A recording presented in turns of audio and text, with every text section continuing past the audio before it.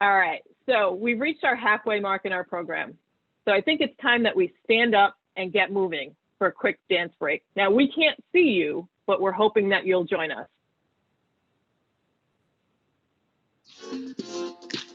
Here we go. 5, 6, 7, let's go.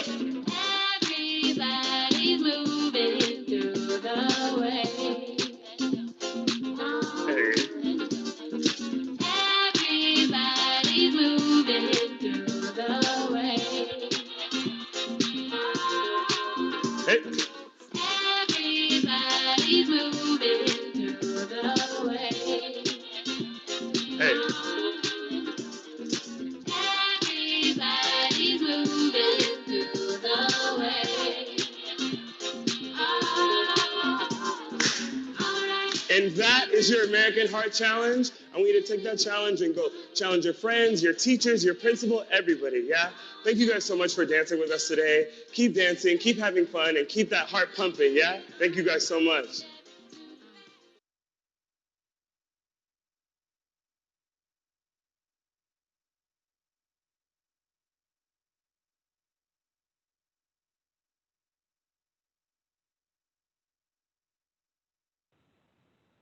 I don't know about you all, but I think I rocked that dance move. Hopefully you enjoyed your time. Now that we've gotten a chance to get up and move, I would like to invite our esteemed panel of STEM leaders to join me on this virtual stage to participate in a panel discussion.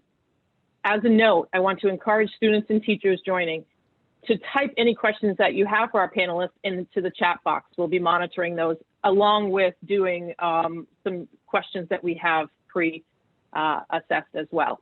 We'll do our very best to answer all questions today and follow up with you on any remaining questions that you might have. With that said, I'd like to welcome the following leaders to join me. As I announce and greet them, they will join us on video and audio. Our first esteemed panel member is Cara Chartrand. She's an 8th grade science teacher who will be representing the science in STEM. Welcome, Cara. Hi, thank you. Thanks for having me. Claudia, thanks for joining us. Claudia Scotti is a raw materials buyer for Amgen. She'll be representing the technology in STEM. Welcome, Claudia. Thank you. We have Nicole Tillery, Manager of Software Requirements Engineering with Medtronics. She'll be representing the engineering in STEM. Welcome, Nicole. Hello, thank you. And last but certainly not least, Marianne Casterda, Vice President of Finance Transformation at Carousel. She'll be representing the math in the STEM. Good Welcome, morning, ladies. everyone. Good morning. So as I mentioned, we have a list of questions that have been submitted that we'll be going through, and we'll also be managing our chat box. So I'm going to start with a question for Cara. How did you end up in the field that you're in? And do you wish you'd done anything differently? That's a big one. I actually went to university for biology, and my thought was that I would do marine biology, actually. So I grew up in Pittsburgh, so no ocean anywhere near me, and the idea of the ocean it was an amazing thing to me. So I started off as a marine bio major, and it turned out that I liked the idea of the ocean and I loved going to the beach, but I didn't love studying it. That was a really crazy realization to have as a late teenager. But I did really like science. So I stuck with my science, my biology degree, and I went into biotech, where I studied cancer research. We developed oligonucleotides. It was a fantastic program. But I realized that I am not the kind of person that wants to deal with big pharma. So I sort of changed careers again. And after a couple of different biotech projects, I landed as a teacher because I love science, and my love for learning and teaching is really what traveled with me through all of the changes that I made. So now I get to pass on my love of learning and love of science to the next generation. So would I do anything differently? I don't think so. I think that, I started off on a path And while I didn't land where I originally set out to be, I think I'm really happy where I am in my career as a STEM teacher. My grandfather actually is king of good advice. And one of the important things he told me when I was a young kid was that you can't steer a boat that's not moving. So pick a direction, start rowing, and go. And you can always change your course midway. And I think that's really an important thing to pass along.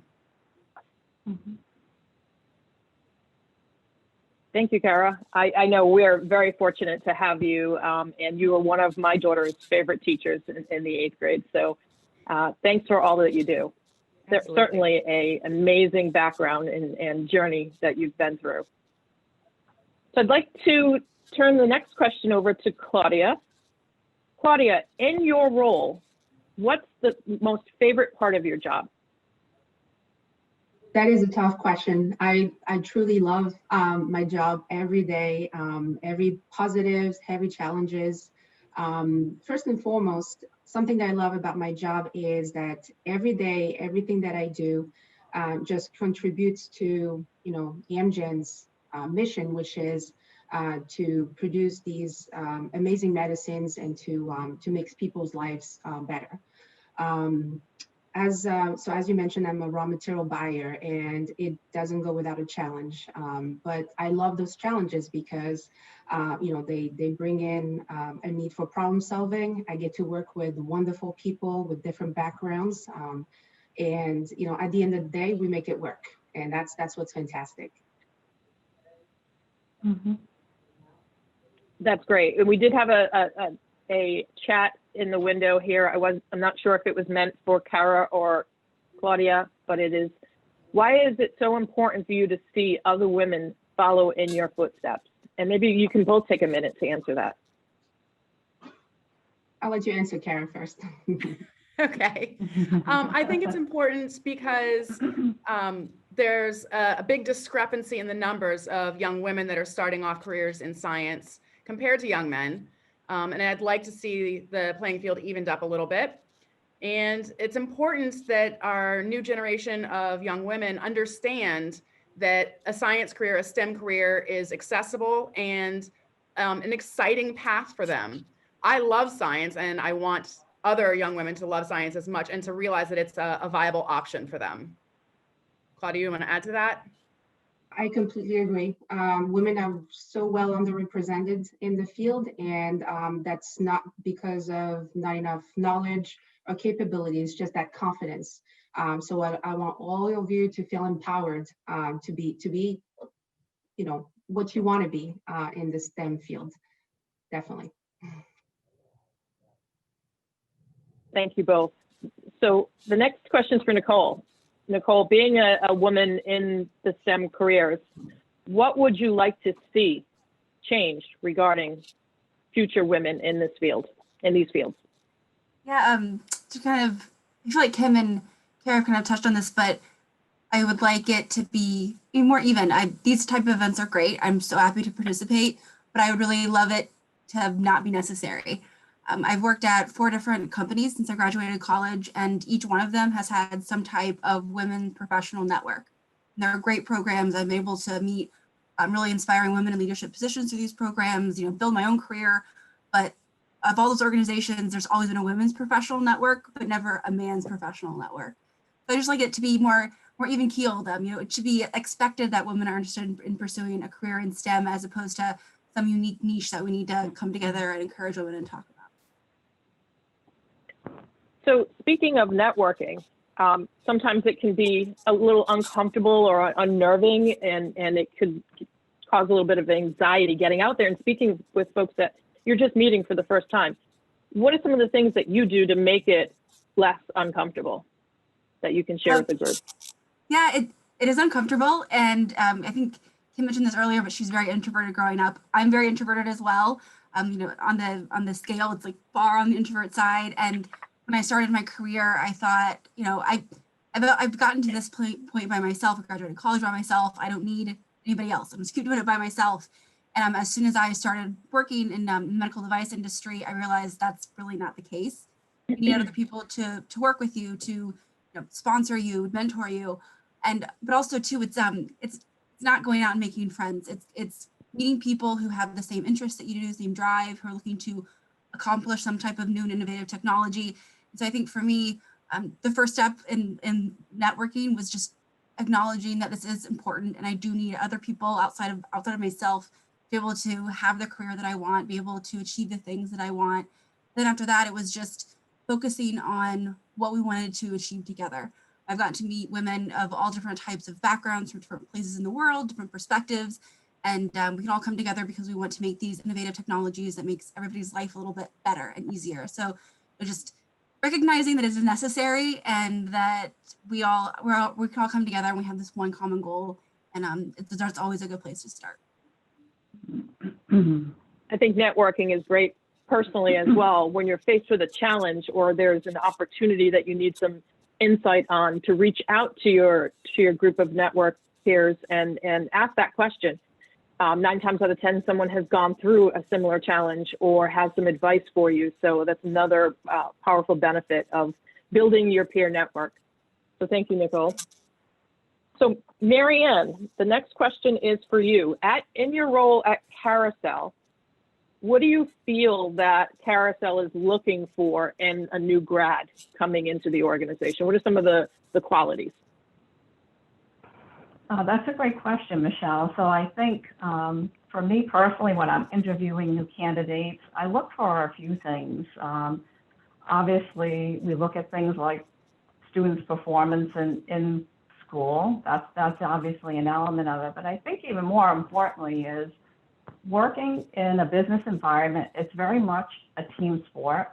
And so I think whether a person's part of a sports team or they're part of some kind of a club in school, I think that's key to show that you're used to working in a team environment, because most of the success actually we achieve today in business requires a lot of collaboration, working together to solve problems, to forge new territories, get into new areas, sell new things. And I think you need a diverse group of people to do that. So people who work in a team, a sports team or a club, I think it's awesome to see that.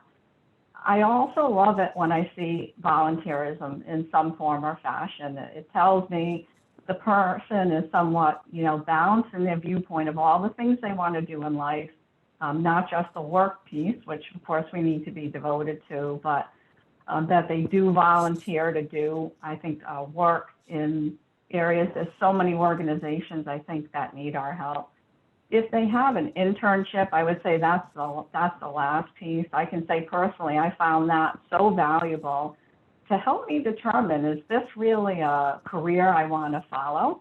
Some people get into internships and they realize, oh, this isn't quite what I thought it was. And then you have an opportunity to course correct, right? If that's the case, or you get into it and you find out you love it. We've hosted many interns over the course of my career. And what's neat about working in a business is we have many departments. And so I've always tried to connect our interns, not just with our finance team, our accountants, but if they have interest in other areas like engineering or technology or project management, I'll introduce them to some folks in those departments so they can sit down and have a conversation and understand what those people do. So all that together, I think, really, really helps when we're going through that interview process. So if someone is, in the process of graduating high school or even still in high school, how do they go about finding the internship programs? Are they posted somewhere or? Yeah, so way back when I was in college, you actually had to hunt down internships. They weren't sort of an established program. And so I went down to career development and I asked, what internships were available, and I looked for internships. If you have a good network too of people that I was fortunate enough to be connected with someone who knew another person at an accounting firm that was looking for an intern. So I think that networking component that you mentioned earlier is important. I think fortunately these days it seems like internships are becoming more and more of a core center of the university system, and I think that's huge. That made a huge difference for me. I think, long-term in that career choice. That's great. And then one last follow-up question, Marianne. Whether it be an interview or a meeting with someone, what are some of the tools that you can use after the meeting or interview process as a follow-up? And I think that's super important, Michelle. For me, I really appreciate a handwritten note after someone meets with me, just acknowledging and thanking the person for getting together, or maybe referencing some part of the conversation that you had. Certainly an email is very welcome too, I think, as a follow-up. And if the person just wants to get together for coffee, I think it's absolutely, fine and acceptable to email and say, gee, would you mind spending 30 more minutes? I have questions for you. Those of us who work in careers, we love to share what it is we do and any way we can help candidates. That's great. I also find, email is less personable these days than a handwritten note, but more effective in some cases, right? Because it's instantaneous that they're going to get that follow-up, because a big part of the follow-up after a meeting is timeliness, right? You don't want to be getting a piece of mail or an email, 3 weeks later, and you're left with, wow, that was a long period of time, or who is this person? Because you get so busy, right? So great. Going back to Nicole, we had a chat message window here. What did you mean by someone sponsoring you? So there are different relationships you can have within your network. The most common that we know about is a mentor. So a mentor is somebody who you work with to build your career, whether inside and outside of an organization. A sponsor is someone who has a more direct role in promoting you, recommending you for a specific role, project within the organization. So for me, I had a sponsor who was the vice president of research and development at my company. And working with my mentor, I identified an opportunity to work abroad, spend a year in our office in Germany. And I had a sponsor who worked with me, identified that I'd be a great fit for that role. And he was the one who actually funded me, to be able to provide the costs for living in Germany, all the costs associated with getting the necessary visa in place. So he wasn't somebody that I worked with directly. He wasn't my mentor, but he did put me forward for this specific role on this project. And then he also financially provided support. So it's somebody who typically financially, but it's going to have more of a direct role in getting you or recommending you for a specific role on a project or on a team. Sponsor. So you mentioned mentor as well. How does a mentor differ than a sponsor or even a boss? Yeah, that's a great question. A boss is somebody who wants you to excel at your job and is there to help you do your job, whatever that means. A mentor is really somebody that's more to help you in your career, and it's somebody who is very much outside of your everyday role. So maybe you're having a personal problem with somebody on your team, and mentor is somebody you can go and bounce questions off of, or maybe you are thinking about a career outside of your current group. Your boss obviously isn't going to be a person to go to, but the mentor is somebody who has experience in the industry, who has that kind of that outside voice to give you feedback, give you meaningful advice, and just encourage you to take chances and move forward. And as Kara said, keep the boat moving that is your career. That's great. Thank you for the clarification on that. And I'm going to go back to Marianne with this question. As a seasoned vice president in your role, how and when do you personally use your mentors? When do you reach out? How do you use them? Right. So typically, usually I may have more than one mentor at a time. So typically we'll have a certain schedule that we follow, if you will, so you can be consistent, right, and get the advice that you need as you need it. So with the mentor that I have today, we talk at least once a month. And fortunately, we have that kind of relationship that I can text or call that person in between if I have something pop up that I'm concerned about. And I'm not quite sure how to navigate it, how to best solve the issue that's come up. So when you start to work with a mentor, it's good to understand, how they want to work with you and what's acceptable. And so usually one of the first questions I ask is, can I contact you in between meetings if I need some help along the way. That's great. I have several mentors myself, and we may have one in common. I'm thinking that. All right. Absolutely. So, Claudia, as a woman leader within Amgen, what makes someone stand out to you? Whether you're just meeting them for the first time, they're interviewing for a position, they're new to the organization, what makes them stand out for you? So I know that when you are sitting in front of someone in an interview, you got that one pager where you'd really try to highlight, what your qualities are, what you've done, but it's one page, and then you're in front of that person interviewing. It's a half an hour interview, and you're really trying to put your best, but it's not easy.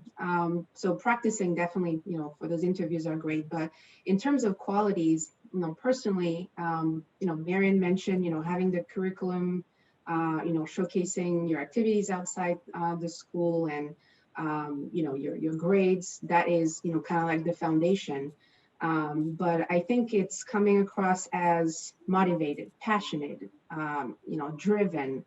The teamwork piece is key, because in the work environment, you're always working with peers, with cross-functional folks. So but that drive and that being curious and eager to learn, I think all of that makes someone, no matter where they are now, that they will just evolve and grow. So I think those are very, very key points, at least for me personally. I 100% agree. Another thing that really stands out for me as well is an active listener, right? Someone that's really interested in what you're saying and takes that information and helps to guide further conversation during that interaction. And if I can add, Great. You definitely want to connect with your interviewer, but doing your homework, I would call it. You're interviewing with a company. You have the job description, but looking a little bit about what the company is about, what they're doing, where they were, where they're going. I think you are sitting, just with all what you need in terms of, the dialogue is going to go back and forth. So they're going to ask you, do you have any questions? So do your homework, come prepared to make it as successful as possible in practice. I think it's good, leveraging mentors or anybody in your network, practicing, so you build that confidence once you show up. That's great. This is such a great question. I want to open this up to the rest of the panelists as well. What really stands out with someone when you're meeting them?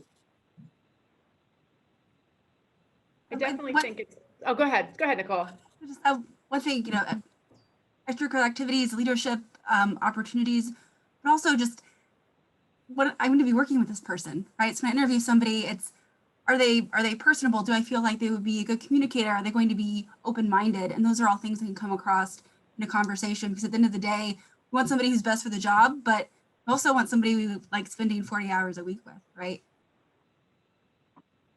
Definitely agree with that, Nicole. And I want to second what Claudia said about being doing your homework and coming in prepared. If I were to look at someone as an interviewee, I want them to value themselves. And so they're interviewing me just like I'm interviewing them. They want to know, is this a company I want to work with? And these are the questions I have, maybe questions about what technology we use or things like that might not be on the website, things that aren't Googleable. So, if you invest the time into the company to do your research, it's showing that you value yourself and your time, and, you have other options as well. It's a good strategy. I think too, maybe another piece to the puzzle is your presence. So you want to show up, to this interview thinking about the job you want to have someday, not the one you're interviewing for today. So you want to dress appropriately, something that would impress, the person that's interviewing you. And I think eye contact is important just too as a basic thing. I know that sounds easy, but I can say for those of you out there who may be introverted like I am, and some of the other women on this panel as well, it's a little harder to maintain eye contact when you tend to be more introverted. And that's really, I would say, an important piece of working with somebody that, you hope is going to be potentially your next employer. So speaking of dressing for the job that you want further down the road, not the one you're interviewing for, Marianne, what was your first job out of school, out of college, and did it pertain to your area of study? It did. I guess I followed the track, unlike most of my friends for whatever reason, but I did end up getting a job in public accounting, and it was partly due to the network that I had. I was lucky I met someone who knew someone down in Providence who needed, was hiring a staff member, and they wanted someone out of school. So I actually went to work for a small public accounting firm. There we do things like prepare clients' books, their financial books. We do tax returns. We consult with clients and try to help them manage their finances. Those were a few things. And that's where I actually developed my love for technology. So my boss at the young age of 21 gave me an opportunity to sell and implement accounting software. And that was way outside my comfort zone, and I didn't know a whole lot about it. But I have to say I'm so grateful that he had the confidence in me to take a chance on me to do that. And I would say my second love outside of accounting is definitely technology and software. Those two work hand in hand every day in the profession I'm in. And that knowledge has served me in unbelievable ways that I could never have anticipated. So my other advice to the young ladies on the call is be willing to, step outside your comfort zone if you get an opportunity, or ask for opportunities wherever you can. That was an unbelievable experience for me. I think one of the best qualities of a leader is being able to see something in someone and giving them that chance and that opportunity, as you mentioned, Marianne. I worked with an individual, and I think you probably know him as well, where he would be out to dinner and he would be constantly viewing the people he was interacting with, whether it be wait staff or bartender, because he was looking for people that had phenomenal customer service. And it was in the technology industry, but it didn't matter because the customer service was that important. You could teach the technology, right? Mm-hmm. So Kara, you've had an interesting journey, work journey to get to being a teacher. I'm going to ask you the same question. Out of college, what was your first job, and did it pertain to the degree that you had earned? My first job out of college was at a biotech company. So yes, my degree was in biology with a minor in chemistry. So it was exactly where I thought I would be. And it was really cool, very cutting edge technology in a science lab. I can tell you, as a female working in the lab, it was difficult to sort of join the boys club. I struggled a little bit with that. And I would encourage any young woman to just stay the course. It does get easier once you have gotten in the lab and you have proven that you are a good scientist and you know what you're doing. They will respect you. So after that, I did a couple of different biotech jobs. I worked on an artificial kidney, which was also very, very cool. Doing things that I never saw myself doing, like tissue dissections. Never, if you had gone back to high school me, I never would have agreed to work with cadavers. There's no way. But it turned out to be a really cool experience. So I say just stay open-minded, and it doesn't necessarily have to be what you thought it was going to be. So I thank you very much for that, Kara. I'm so glad someone didn't ask me that question. But in all seriousness, my first job out of college did not have anything to do with the career I was in. I was actually just trying to get my foot in the door of a specific company, and I worked in accounts payable, Marianne. Nothing to do with my programming degree, but it did get me into that organization. So sometimes you do have to take a step away or parallel to your degree just to open positions for you in other parts of the organization. So I'm going to switch gears right now, and I'm going to go to a very important question that was posed, and that is, what advice would you give a young woman going into the STEM careers, which is very demanding, right? It's definitely not an 8 to 5 or a couple day a week position. What advice would you give them on how to maintain a healthy work-life balance? So how do you fit in your time with your families and your friends, and most importantly, your heart health and your healthiness for yourselves as well?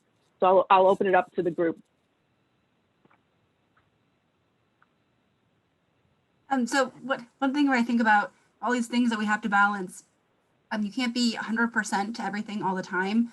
So right now at work, where we have a big deadline coming up, and my friends and my boyfriend, they know, okay, it's gonna be a bit of a back seat this week, right? Whereas other times, I know that, I have a family thing going on, so I need to focus on that, and maybe work backs off a little bit. So I think just understanding that it's never going to be a perfect balance, but just acknowledging when you need to maybe focus on one area and never forgetting those other areas. Maybe I have to work a long day, but I make sure I take time out to go have dinner with my boyfriend and have a healthy meal, have some time with him, and then I'm back on my laptop. So it's just remembering that it's can't be everything to everybody all the time, and you're going to have to make choices and say no sometimes. Tara, what about you as a middle school teacher, right? You're around children all day long. You have a family of your own. How do you maintain that balance? It's a lot of multitasking and a lot of juggling. I have 4 boys of my own, and then I teach here. So I teach 6th and 7th grade science, and I also coach. I coach soccer. So there's a lot of balls in the air at all times. And you just really have to prioritize, and you have to say, set aside certain bits of time for everything that you have to do. So, this is an hour that I have designed for grading or lesson planning, and just set aside, make sure that everyone in your life knows that that's what that time is for, but also really make sure that you set aside some time for yourself and for your family, and that the two just don't conflict. Great. I know prioritization sometimes is the process of prioritizing is easy. It's sticking to the priorities you have set when you have all different things coming at you throughout the day. And typically your own health is the last thing that you're thinking of, right? So blocking out that time and really sticking to that time is important, whether it be first thing in the morning before your crazy day starts, or your last thing at night that you're committing to, or finding ways. I know, and in my organization, we find ways throughout the day to get out together. So whether it be for a walk or for yoga session, incorporate that into your day-to-day life and find ways to be creative about that. It's important. Absolutely, Michelle. And it doesn't have to be an entire hour dedicated to yourself. One of the things that I've learned recently is about mindfulness, and that you can do that for 5 minutes. You can just sit and focus on your breathing, do like a little tiny mindfulness meditation.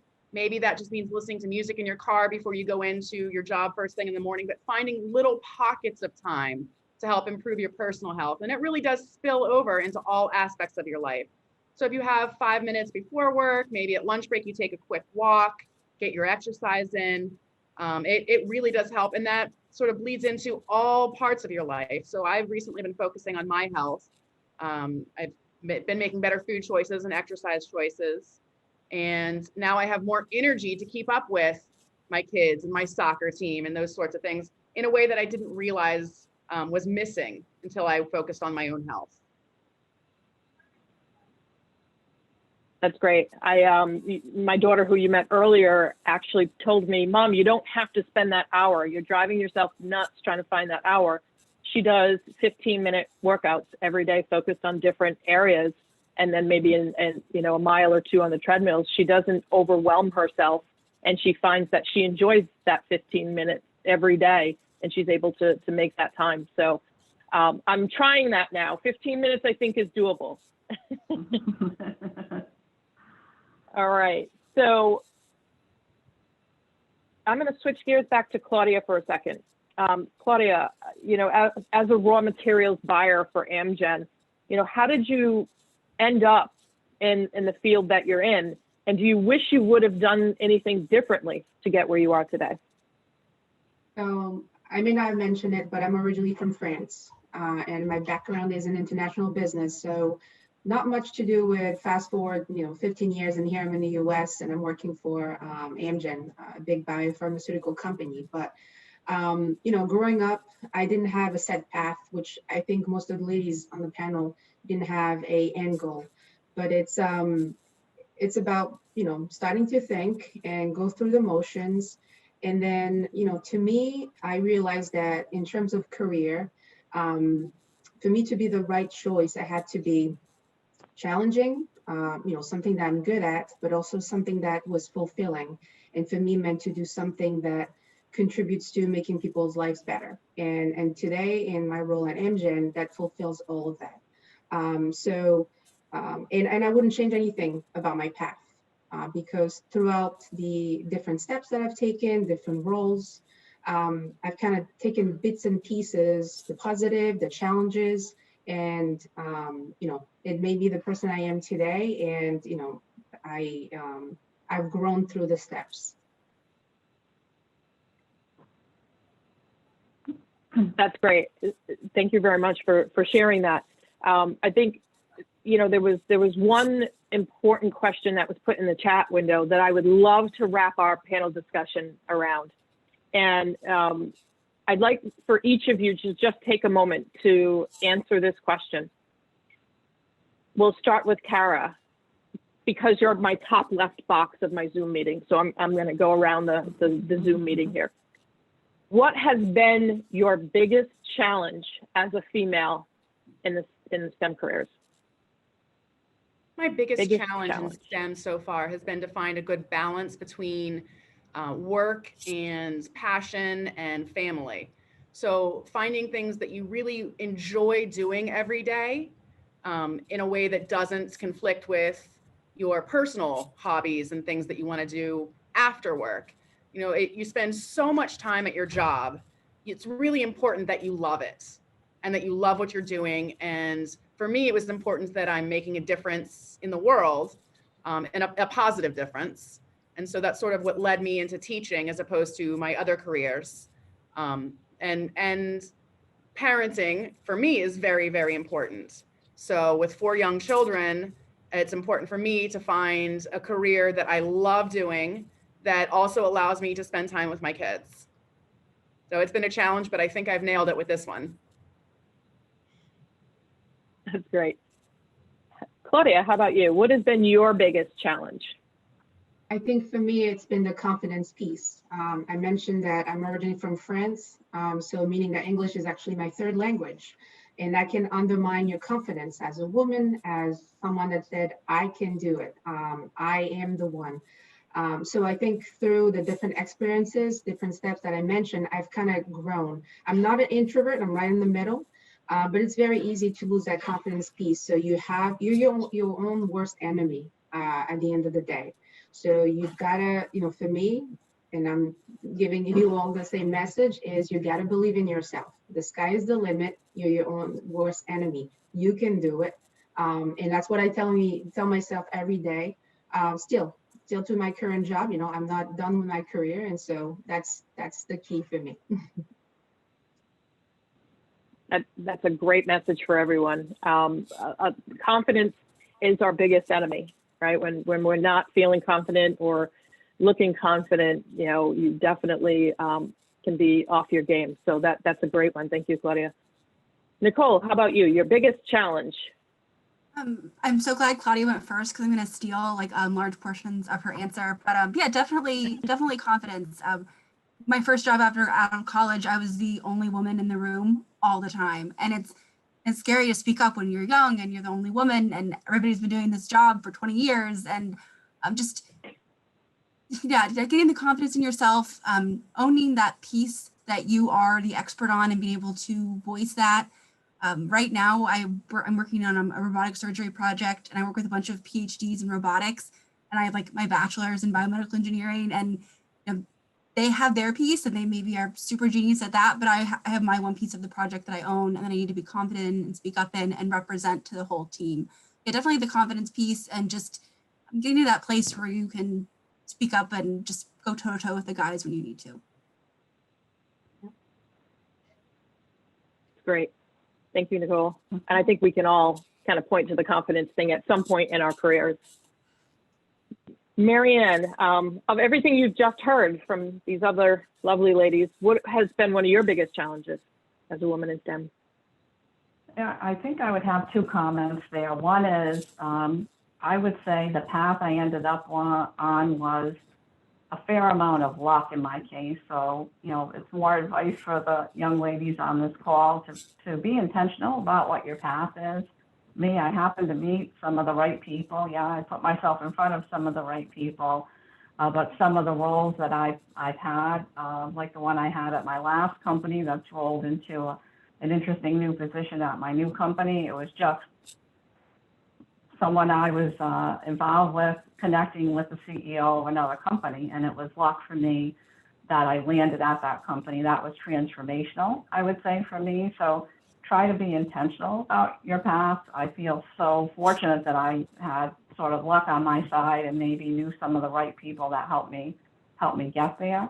The second thing was, because of my level of motivation, I knew I'd need to be at a leadership level, and I had a lot to learn about leadership. And I think one of the biggest challenges I faced was becoming more self-aware. In other words, being able to look at ourselves in the mirror and realize, as in my desire to be a leader, what was working and what wasn't working. And so all of us will make mistakes along the way in different roles we've had or different paths we've taken. I think the key is to learn from them. Don't get too hung up on them.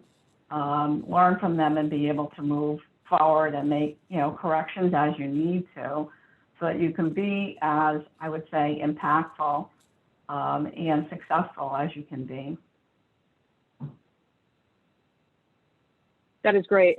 We talk a lot about intentional action, right? As leaders, we talk a lot day to day with our workers, having a plan. And a lot of what we've talked about today with peer networking groups, establishing those networking groups, getting outside of your comfort zone, being more confident, that all leads into that intentional action. So it's a great wrap up on that one. I'd like to just add one, if no one minds. For me, my biggest challenge was also one of the reasons I've been successful. So it was also a success factor for me. And that was that I didn't see myself in a specific mold. So I never really fit a job description because I was so very hungry and wanting to learn more that was outside of my specific role. So I have a mix of technology, leadership,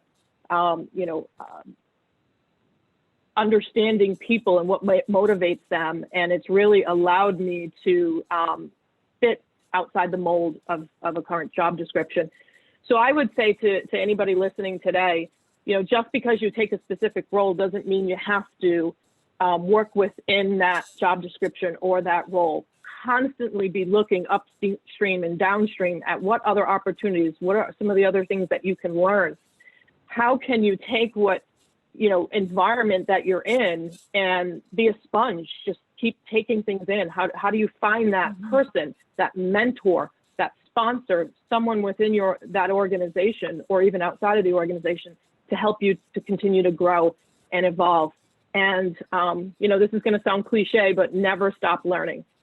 I think we are all very seasoned professionals on this panel today. I'm not calling us old. I said seasoned professionals, but many years of experience here, and our learning does not stop just because we have reached the level of success that we had hoped for. It's never enough. You're always looking for something new to grow and expand on. So I want to thank you ladies very much. Your stories, your insight, everything that you shared with us today was very inspiring to even, folks like myself. Hearing your journeys was amazing. So thank you, Cara, Claudia, Nicole, and Marianne for spending the time with us today. And I'll hope you stay on and join us because we do still have some more agenda items. But I want to say goodbye right now and thank you again. Thank you. Mm-hmm. Thanks for having me.